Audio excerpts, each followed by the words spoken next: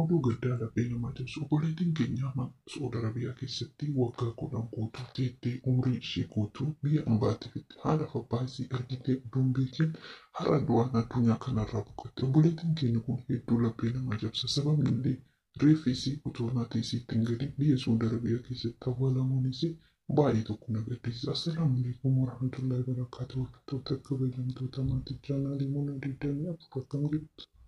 Nagaa keessanii jecha har'amuu viidiyoon qabadhee isin dhufe akkuma beekamu gadda onnee namaa laphee namaa cabsu. Obboleettii keenya Saudi Arabiyaa keessa waggaa 10 teettee achi booddee lubbuun isii darbite. Sababni isaallee dhibamtee mana yaalaa turtullee yaalii argattus garuu guyyaa Rabbiin isii waan dhumateef wanni godhamu obboleeyyan keenya biyyoota namaa keessa jiranii fayyaa isaanii dhabanii waa hedduutu jira. Wallaahi lazee nuti gaafa biyyaa baanu karoora baafannee biyyaa baana waggaa 2 takka irratti nu jenna garuu mootuyyuu gaafa mallaqa jechuun duratti of agarre waggaa kana ji'a kana guyyaa kana torbaan kana oduu jennu umrii keenya guutu biyya Arabaatti wallaahi wantoonni kun baay'ee nama dhibeen mootuyyuu himattee dhuftu obboleeyyan kiyya duutis himattee dhuftu fayyaa ofirratti hin deemu du'allee ofirratti hin deemu garuu nuti jireenya keenya keessatti gallee maatii keenya arginaa odoo hin taane waa godhannee jenna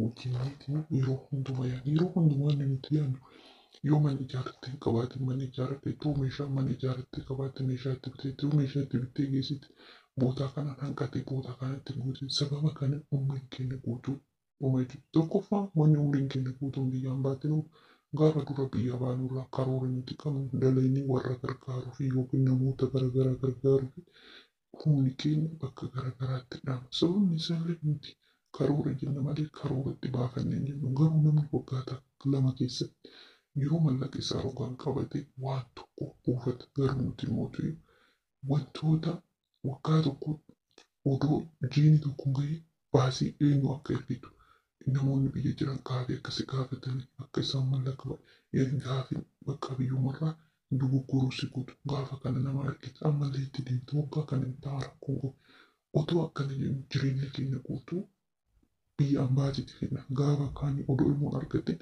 garbee gaggarla wallaahi waa baay'ee nama dhibu jechuudha.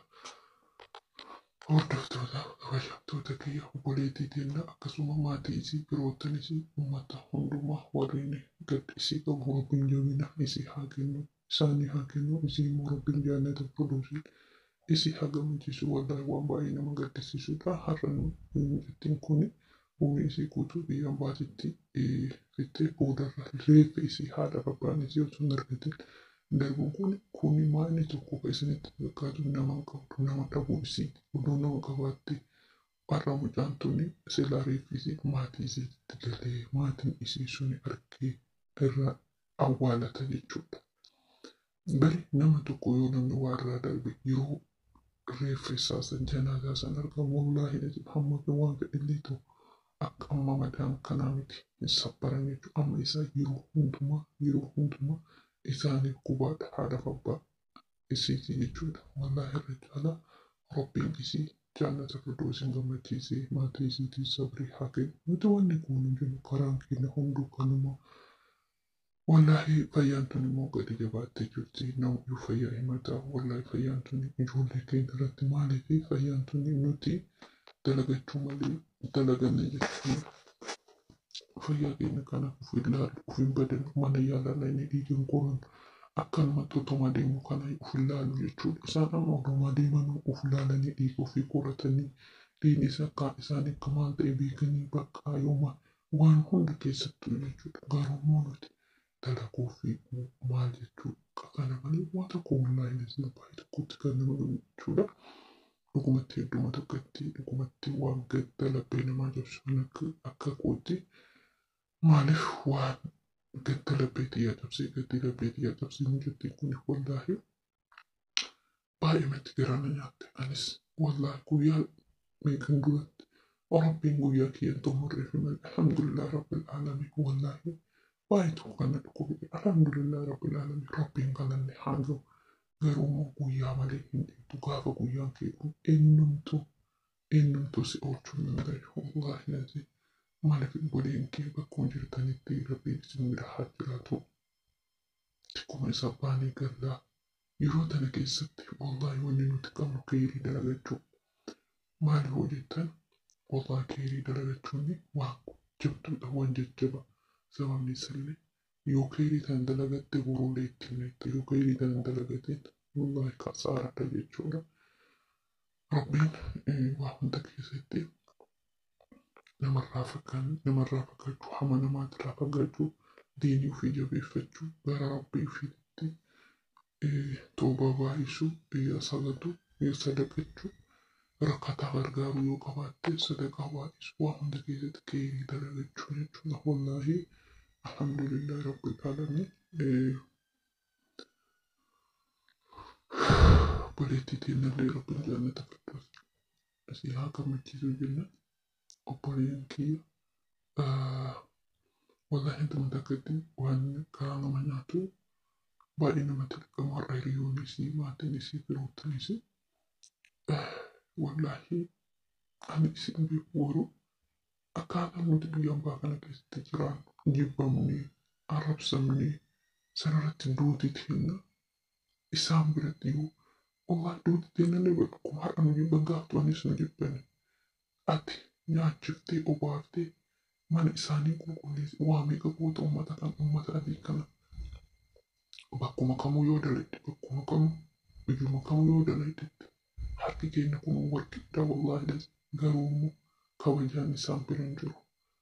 Haa ta'u garuu murtii kana warri sun ani mana yaalan isii tursiisan wallaahi nuti garuu wallaahi ijoolleen biyya ambaa jirtanii galtanii maatii keessan hin argin, galaa maatii keessan arga, galaa haadha abbaa keessan arga, galaa fira keessan arga, galaa biyya keessan arga, haadha abbaa keessan argitanii hojjettamu.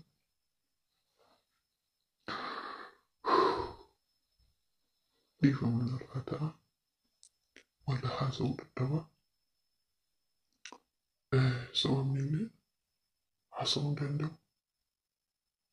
Nuti akka yoomii akkatti yeroo hunda jechuudha. Maaliif of hin beekne nuti? Yoom of beekna? Yoom?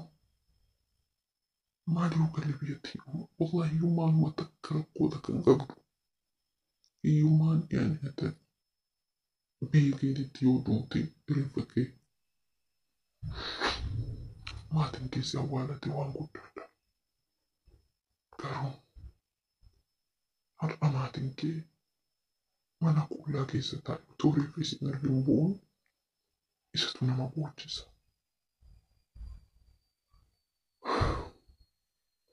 Alhamdulillah Oromoon Saudi Arabiyaa keessa jiru har'a janaasaa isin dhiqee geeffannee awwaalachuun kunuu waan guddaadha. Meeqa kam aramni Allah ya Rabbi. Shukri ya Rabbi wallahi lazim.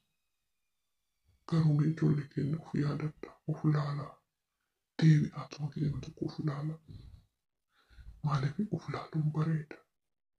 Gallee maatii keenya arguun bareeda. Boleen keenya dhiifama narra ta'a.